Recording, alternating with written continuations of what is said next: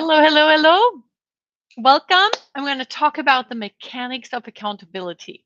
So, the first thing about accountability is that it is actually a result.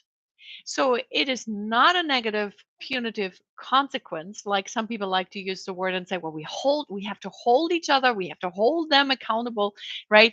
Implying that uh, let's impose some negative consequence and maybe even fire people. So, accountability is not that. Accountability, in the true sense of the word, is actually the ability to count on someone or to account for something, just the ability to do that. So, if we don't have the ability, it means somebody didn't own the results. So, you could look at accountability as ownership and results. And how does it get created? Well, every leader, every person, every contributor has an opportunity to generate that accountability. So, unlike what people think about accountability, that it is reactive and it is a consequence and it's punitive in nature and unpleasant, it is actually the opposite. It's an opportunity to create the ability to count on each other for certain outcomes. And we create it with the conversations we have.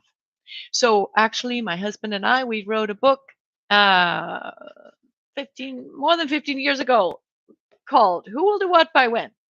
So if you really want to learn about the conversational frameworks of how to create accountability, I highly recommend you read this Love Story Place in Washington, D.C., and it has the whole model in it. But I'm going to give you the basic mechanics for it, okay?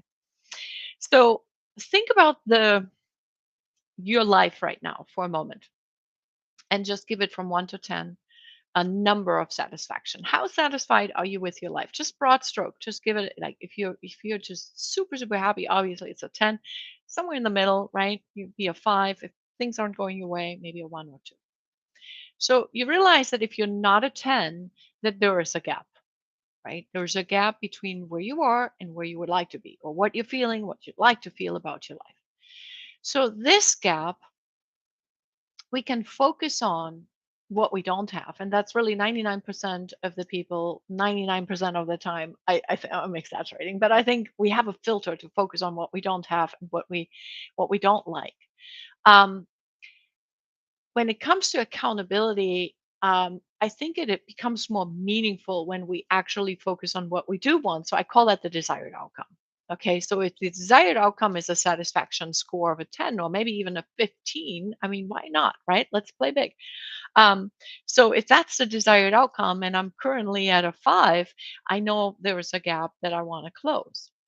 So I would close this gap by um, identifying behaviors or actions that either I or someone else can take, right? That would then create this satisfaction. So if it's something I can do, I can commit and promise to myself that I will do it, right? If it is something that someone else would need to do, which is usually that's where we go first, right? We're thinking, okay, who needs to do what for me, right? Maybe that should have been the title of the book. Who is going to do what for me? Um, so if, let's say, it is something that I need from somebody else, I would actually make a request from that person. So again, this is in the book. It's describing the exact formula for a request. Who is making from whom do you make it? What do you request? By when do you want it? And why are you requesting it? For elements, basically. So now let's say you've made a request of somebody. You need to get an answer. So you're going to get one of 4 answers. Either yes, the person says, yes, I accept and I'm going to do X by Y, or no, I won't do X by Y. Or the third one might be, let me make a different kind of promise to you. So I cannot do this, but I can do that. And then there's a fourth one that really I think a lot of people don't even, it's not on their radar and it's highly underutilized, and it's called to commit to commit. So it would be, hey, I'm so overwhelmed in this moment, I can't even give you an answer. Let me get back and review this in a couple hours. I'll give you a call. So in other words, I'm committing that at a specific time in the future, I'm going to get back to you with a commitment. Okay. And then I could be yes, no counter offer still. But so now that closes the loop. Okay. So you now have a commitment that you can manage. And this is how we create accountability, is by making and honoring these commitments. So if somebody gives you a commitment, you can count on them to honor that commitment. So honoring commitment three ways. You're either going to follow through, or if you cannot and you realize it before the deadline, then you renegotiate it.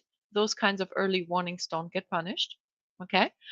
Um, or the third option is if you blew through the deadline, you have to apologize and make a new commitment. But those are the three ways that we honor a commitment. Pretty basic so far, right? This isn't brain science. But if you are getting commitments and people are honoring the commitments that they make, right? Can you see how you would be able to count on them? Because if they say they're going to do X, Y, Y, you would think that you can count on them. Now, there may be situations where people don't follow through. And again, we have a lot of frameworks for that. I don't want to go into all the nitty gritty stuff today in this video. I'll make another video for that, for broken promises on how to address them. But just so you understand the mechanics of how to create accountability. So basically, you look for the gap, you either make a request of someone else to get a commitment, or you make a commitment to yourself or to someone else. But right? The second step is we are making somebody is making a commitment. And then third, we honor the commitment. And that means we either follow through or we renegotiate or we apologize if we blew by a deadline. So those are the basic mechanics of how we create accountability. And as I said, I will see you if you're interested in this topic. I'll see you on the next video where I'm going to discuss how we deal with broken promises and how we get more meaningful promises from people. And until then, if you like this, please give it a thumbs up or put some comments in the chat box. You can always reach me at headsupperformance.com, and I would welcome your questions at any time. Thank you. Bye.